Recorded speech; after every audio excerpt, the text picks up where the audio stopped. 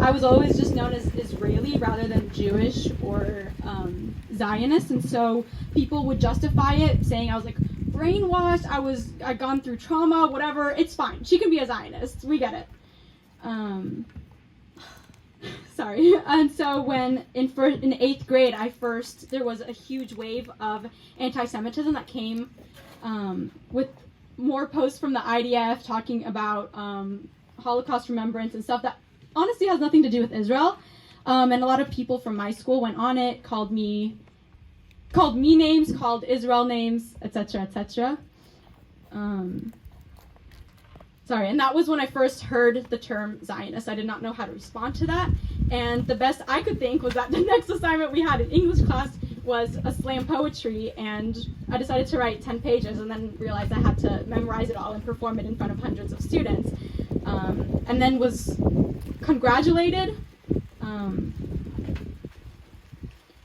It did not feel worth being congratulated over because I was extremely apologetic, even still, for being Israeli, for killing Palestinian babies over and over again. And so that's when we found Club Z to learn about what Zionism really is and how we can stand up for Israel.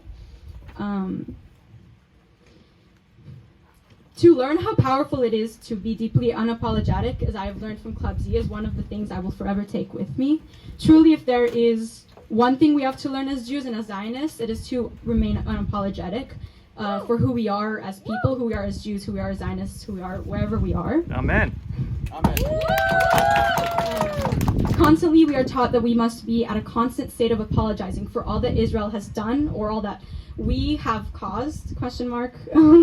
Jewish people on social media and in person are constantly asked to talk about Israel-Palestine, whether they know what it is, whether they don't, whether they have a different opinion. And if your opinion is anything but anti-Zionist, you are a white settler colonialist, anti-Palestinian, etc., supporting Israeli war crimes.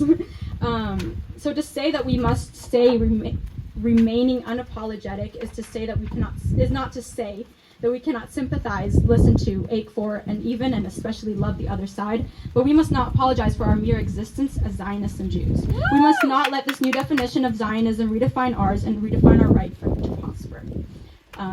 So thank you, Masha, for giving me the confidence to ever speak in front of a group, especially on a topic that is very hard for me to speak on. And thank you to all of our educators.